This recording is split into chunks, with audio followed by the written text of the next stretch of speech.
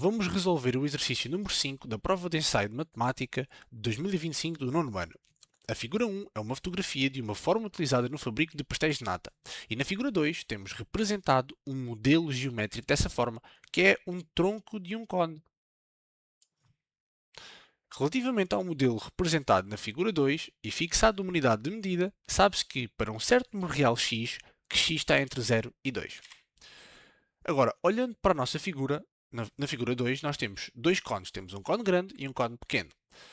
O cone grande tem uma base AB de diâmetro 4 e tem uma altura de 6. Por outro lado, o nosso cone pequeno tem uma base de CD que vale 2x e tem uma altura de 3x. E depois diz-nos, assinala a opção que apresenta uma expressão algébrica em função de x que representa o volume do tronco de cone a amarelo na figura 2. E porquê é que é em função de x? Porque o nosso cone pequeno tem a sua base e a sua altura escrita com um x lá, em função de x. E o volume do tronco do cone será conseguido através da fórmula volume do tronco do cone igual a volume do nosso cone grande menos o volume do cone pequeno. Porque, basicamente, o tronco do cone é o que resta de um cone quando eu lhe tiro um cone pequeno. E eu posso fazer o cálculo todo de seguida, ou posso calcular aqui à parte o volume do cone grande e depois o volume do cone pequeno. Vamos calcular então o volume do cone grande. Portanto, o volume de um cone é igual à área da base vezes a altura a dividir por 3. O volume do cone é então igual a π vezes raio ao quadrado, porque a base do nosso cone é um círculo. Mantém a altura, só substituo no final. E agora, o raio seria 2, porque é metade de 4, certo? Então fica π vezes 2 ao quadrado vezes 6, que é a altura, a dividir por 3. E fazendo aqui as contas, mantemos o π, que não multiplica com os outros números para não obtermos números com vírgulas, porque nós queremos valores exatos, visto que nas nossas opções temos o π sempre lá escrito, ok? Portanto, vou deixar o π e vou multiplicar os números que estão ao lado. 2 elevado a 2, 4, porque é 2 vezes 2. Portanto, 4 vezes 6, 24. Dividir por 3 dá 8.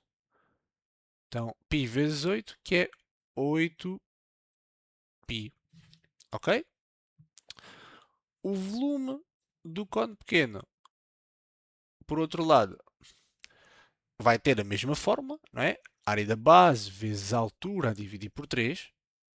Só que agora eu não tenho números em concreto. Tenho variáveis. Portanto, a área da base vai ser π vezes raio ao quadrado, igualzinho ainda à outra fórmula. E agora sim, vou substituir. Quanto é que é o raio da minha base CD aqui? Então, se o diâmetro é 2x, então o raio há de ser 2x a dividir por 2. Porque o raio é metade do diâmetro. E 2x a dividir por 2, corta, corta, dá x.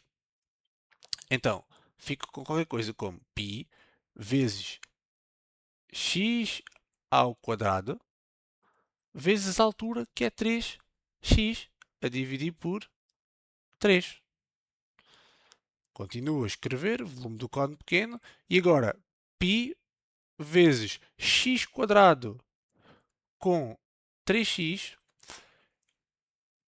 mantenho as bases, que são x's, e somos os expoentes, que dá x ao cubo, mas tenho lá o meu 3 a multiplicar, portanto isto fica 3x ao cubo. Só que este 3 vai já desaparecer, porque em baixo temos também um 3 e corte 3 com 3. Portanto, o volume do cone pequeno seria x ao cubo vezes π, ou então πx ao cubo, está bem? Ok. Então agora temos os dois volumes calculados e o volume do tronco do cone agora está fácil. Seria apenas fazer o volume do cone grande, que é 8π, menos o volume do cone pequeno, que é πx ao cubo. E então a nossa resposta certa seria a última opção, 8π menos πx ao cubo.